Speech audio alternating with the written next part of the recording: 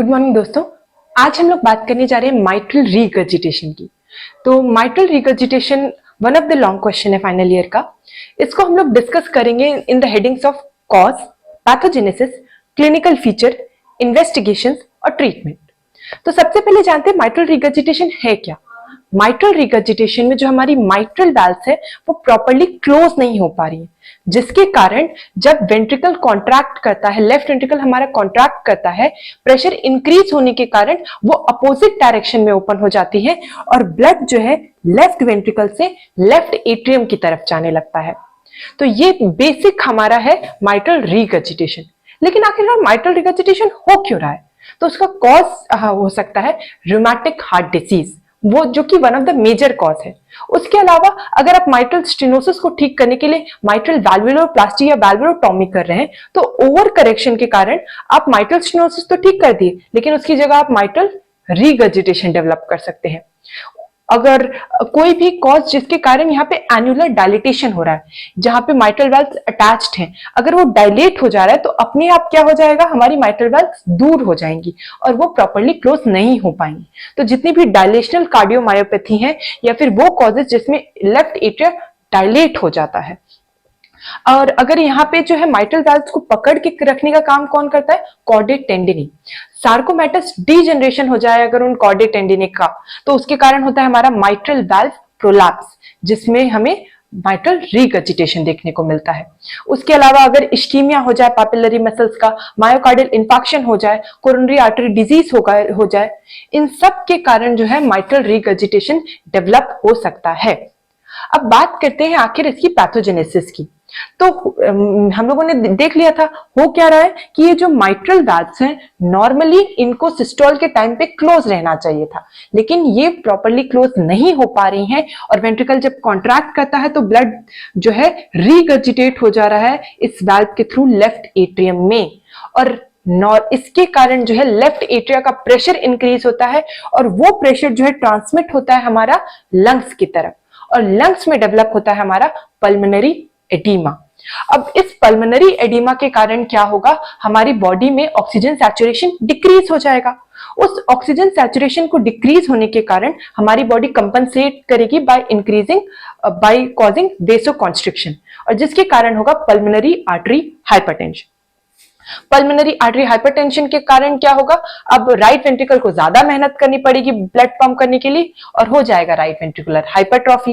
Right ventricular hypertrophy के कारण अब राइट एट्रियम को ज्यादा मेहनत करनी पड़ेगी इसमें ब्लड पंप करने के लिए, तो इसके कारण राइट एट्रियम का भी प्रेशर इंक्रीज हो जाएगा, जिसके कारण जेवीपी इंक्रीज होगा, और बहुत सीवियर कंडीशन में फिर क्या हो जाएगा, राइट वेंट्रिकल फेल कर जाएगा और फिर पूरी पेरिफेरीज में हमारा ब्लड कलेक्ट होने लगेगा। तो ये आपने देखा हमारा बेसिक पैथोजेनेसिस है। अब ये जो हमारा माइट्रल रीगर्जिटेशन है वो एक्यूट भी हो सकता है और क्रॉनिक भी हो सकता है। क्रॉनिक में क्या हो रहा है, धीरे धीरे जो है ब्लड जो है लेफ्ट एट्रियम में जा रहा होगा, तो यहाँ पे लेफ्ट एट्रियम को कंपनसेट करने का टाइम मिल जाता है और वो कंपनसेट करेगा by causing left atrial dilatation. तो जैसे लेफ्ट एट्रियल डायलेट होगा तो प्रेशर सडनली इंक्रीज नहीं होगा और जिसके कारण हमें सडन ये सारे सिम्टम्स नहीं देखने को मिलेंगे। वहीं एक्यूट एमआर में क्या होगा, जो है अचानक से मान लीजिए कोई इन्फेक्टिव एंडोकार्डाइटिस के कारण वाल्व रप्चर हो जा रही है या फिर किसी ट्रॉमा के कारण जो है या फिर कॉर्डेट टेंडिनी रप्चर हो रहा है, तो उसके कारण सडनली जो है ब्लड जो है वेंट्रिकल से एट्रियम में जाने लगेगा और सडनली पल्मोनरी एडिमा और राइट हार्ट फेलियर डेवलप हो सकता है। यहाँ पे एट्रियम को डायलाइट होकर कंपनसेट करने का टाइम नहीं मिलता है। तो यही बेसिक डिफरेंस है हमारा एक्यूट और क्रॉनिक एमआर की पैथोजेनेसिस में। अब अगर आपको पैथोजेनेसिस समझ आ गई तो क्लिनिकल फीचर्स बहुत ही आसान है। क्लिनिकल फीचर्स क्या होंगे, जो है आप एक बात बताइए, वेंट्रिकल से ब्लड जो है लेफ्ट एट्रियम में चला जा रहा है तो मतलब कार्डियक आउटपुट तो डिक्रीज हो गया क्योंकि पीछे चला जा रहा है, तो मतलब सामने तो कुछ जा नहीं रहा है, तो उसके कारण पेशेंट को होगा फटीग। अब लेफ्ट एट्रिया डायलेट हो जा रहा है तो उसके कारण वहां पे इलेक्ट्रिकल कंडक्शन प्रॉपर्ली नहीं हो पाएगा, तो उसके कारण एट्रियल फिब्रिलेशन डेवलप होगा, थ्रोम्बोएम्बोलिज्म के चांसेस बढ़ेंगे। अब ये जो है यहाँ पे ब्रैक प्रेशर के कारण पल्मोनरी एडिमा डेवलप हो रहा था, तो पल्मोनरी एडिमा के कारण क्या हो जाएगा, कफ, हेमोप्टिसिस, डिस्निया।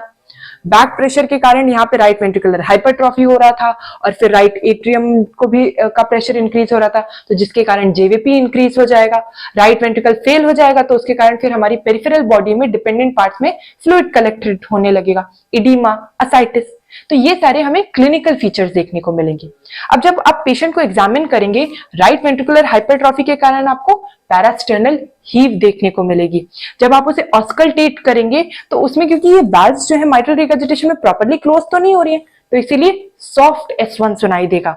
अब ये जो ब्लड जो है इधर जा रहा है वो वापस भी तो आएगा, तो अब जो है इसके कारण हमें थर्ड हार्ट साउंड सुनाई देता है।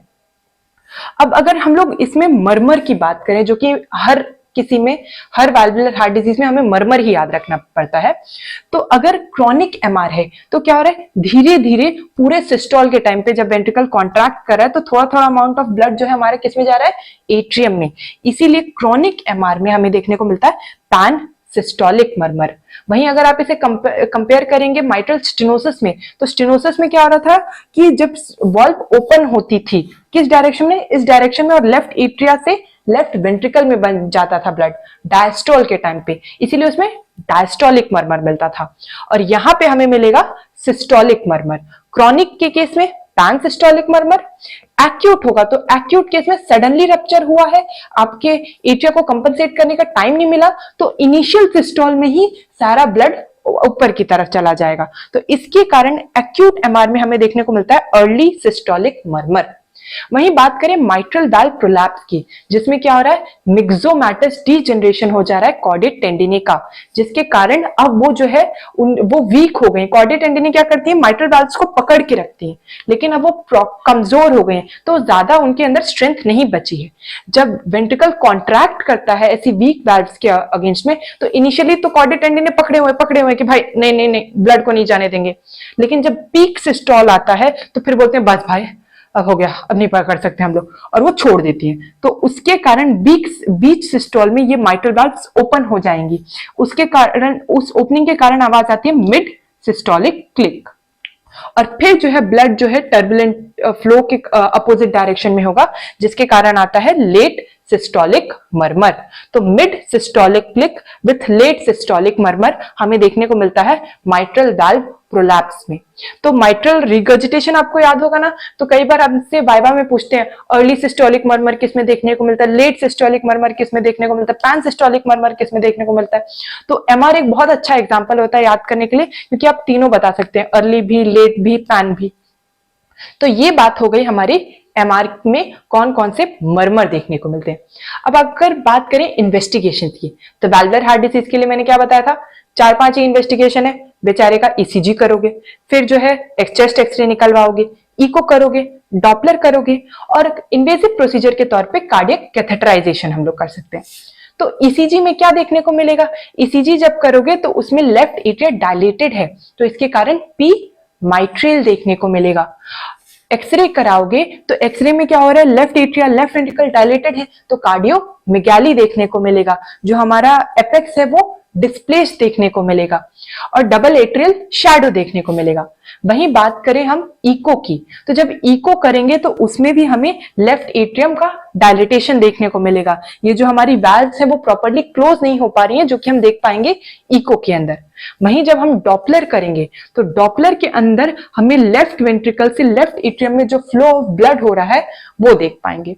तो ये सारे फीचर्स हमें इन्वेस्टिगेशंस में देखने को मिलेंगी। फिर ट्रीटमेंट क्या करना है। अब अगर पेशेंट एक्यूट केस में आ रहा है, एक्यूट केस में कैसे आ रहेगा आपके पास, डीकंपनसेटेड हार्ट फेलियर के केस में, मतलब उसका हार्ट फेल हो गया, पूरी बॉडी में फ्लूइड एक्यूमुलेट हो रहा है, तो क्या ट्रीटमेंट दोगे, डायूरेटिक्स, फ्यूरासामाइड, ताकि आप जो फ्लूइड को रिमूव कर सको, क्योंकि एट्रियल फिब्रिलेशन के कारण थ्रोम्बस फॉर्म हो सकता है, तो एंटीकोगुलेंट्स दोगे। एट्रियल फिब्रिलेशन को ठीक करने के लिए डिजॉक्सिन दे सकते हो, और जो है अगर हाइपरटेंशन है उसको तो वेसो डायलेटर्स दे सकते हो। तो ये सारे हैं मेडिकल मैनेजमेंट ऑफ एमआर। और उसके अलावा स्पेसिफिकली वाल्व के जगह को देखें तो मैंने बताया था ना, वाल्वुलर हार्ट डिजीज का आंख बंद करके एक ट्रीटमेंट क्या लिखना है, वाल्व रिप्लेसमेंट। और माइट्रल रिगर्जिटेशन के केसेस में माइट्रल वाल्व रिप्लेसमेंट के साथ साथ हम लोग कर सकते हैं वाल्व रिपेयर, और वाल्व रिपेयर को ज्यादा प्रेफर करते हैं, और यहां तक कि एसिम्प्टोमेटिक पेशेंट्स में भी हम माइट्रल वाल्व रिपेयर कर देते हैं, क्योंकि इसकी जो है प्रोग्नोसिस काफी अच्छा देखने को मिलता है। तो ये था हमारा mitral regurgitation. Thank you so much.